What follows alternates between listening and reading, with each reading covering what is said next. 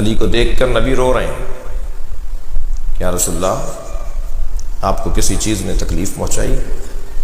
فرمایا میں جب تمہیں دیکھتا ہوں تو میں سوچتا ہوں میرے بعد تم پر کیا گزرے گی۔ اے علی، ہاتھ پکڑ کر کہا علی مجھ سے وعدہ کرو، میری وجہ سے تمہیں تکلیفیں اٹھانا پڑیں گی مگر تم تلوار نہیں اٹھاؤ گے۔ یا رسول اللہ، اللہ اور اللہ کا رسول جو چاہتا ہے وہی ہوگا۔ کہ علی وعدہ کرو تمہاری زوجہ پہ ہاتھ اٹھایا جائے گا مگر تم بدلہ نہیں لوگے۔ فرماتے ہیں اگر میں نے رسول اللہ سے عہد نہ کیا ہوتا، اللہ اکبر،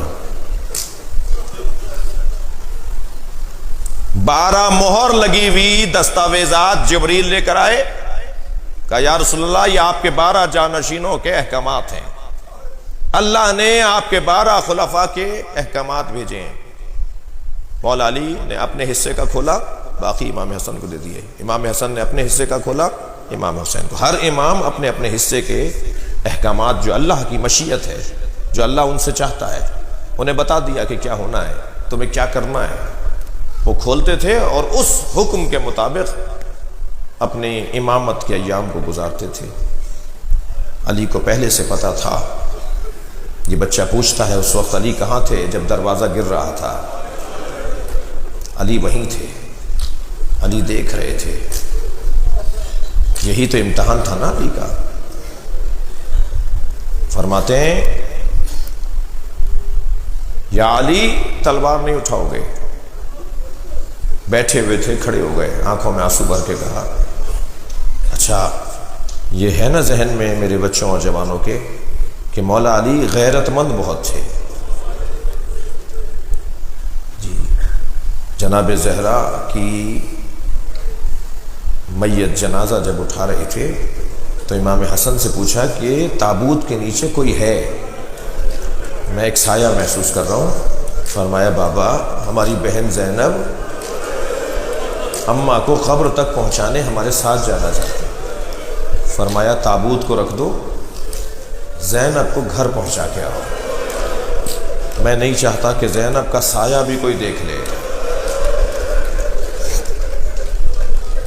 جو علی اپنی بچی کا سایہ بھی، میں نے پڑھا کہ جب نبی کے مزار پر جناب زینب جاتی تھی نا تو رات کی تاریکی میں لے جایا جاتا تھا تاکہ شہر بند ہو جائے اور کوئی اجنبی رستے میں مل نہ جائے، اور اگر مل بھی جائے تو حلقہ بنا کر جناب زینب کو لے کے جاتے تھے۔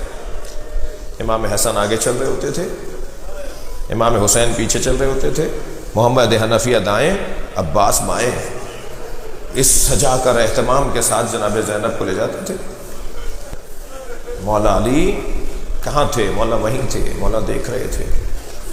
تبھی تو مولا کو اول مظلوم کہا گیا ہے، سب سے بڑا مظلوم علی۔ اللہ اکبر۔ ایک صاحب کہنے لگے میں نے اپنی زوجہ کو ایک تماچا مارا، ہمارا جھگڑا چل رہا تھا، انہوں نے مجھے پھر ایک جملہ کہہ دیا، میں نے غصے میں آ کر اپنی زوجہ کو ایک تھپڑ مار دیا۔ 3 دن کے بعد مجھے احساس ہوا کہ مجھے مارنا نہیں چاہیے تھا، تو میں نے اپنی بیوی سے، وہ فرماتے ہیں میں نے اپنی بیوی سے معافی مانگی، مجھے معاف کر دو، میں نے تم پہ ہاتھ اٹھایا۔